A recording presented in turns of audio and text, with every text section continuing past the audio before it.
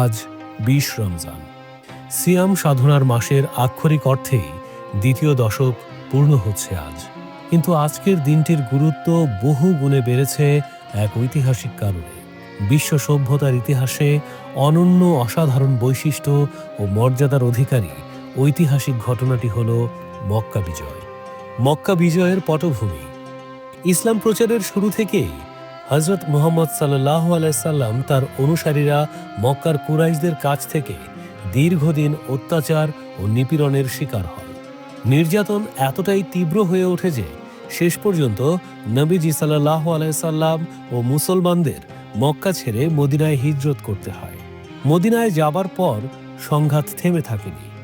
দ্বিতীয় হিজরিতে সংঘটিত হয় ঐতিহাসিক বদরের যুদ্ধ, যেখানে মুসলমানরা বিজয় অর্জন করে। পরের বছর সংঘটিত হয় উহুদের যুদ্ধ, যেখানে কিছু কৌশলগত ভুলের কারণে মুসলমানরা ক্ষতির সম্মুখীন হয়।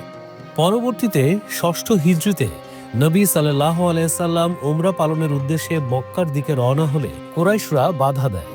তখন সম্পাদিত হয় ঐতিহাসিক হুদায়বিয়ার সন্ধি।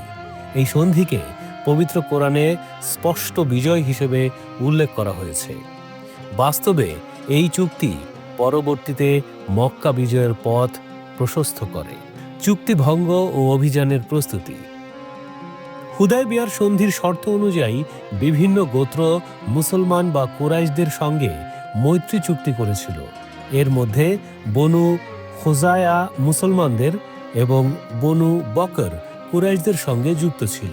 পুরনো শত্রুতার জেরে কুরাইশদের সহায়তায় বনু বকর রাতের অন্ধকারে বনু খুজায়া গোত্রের উপর হামলা চালায়।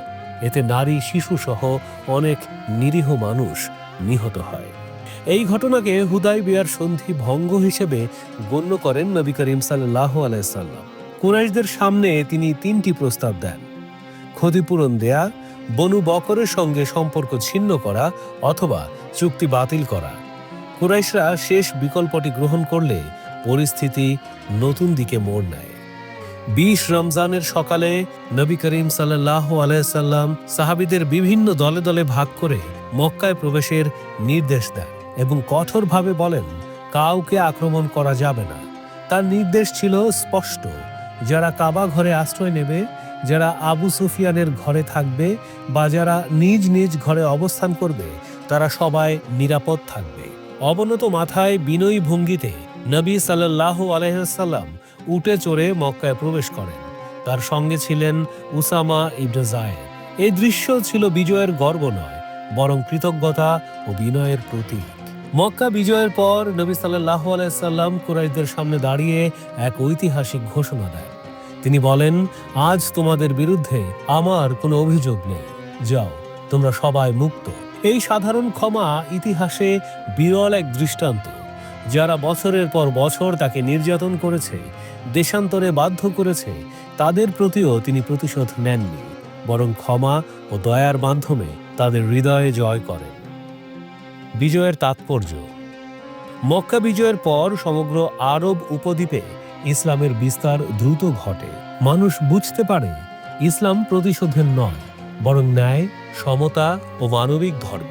নবীজি সাল্লাল্লাহু আলাইহি সাল্লাম তার ভাষণে ঘোষণা করেন, মানুষের মধ্যে বংশ বা জাতির গর্ব নয়, আল্লাহর কাছে মর্যাদার মাপকাঠি হল তাকওয়া।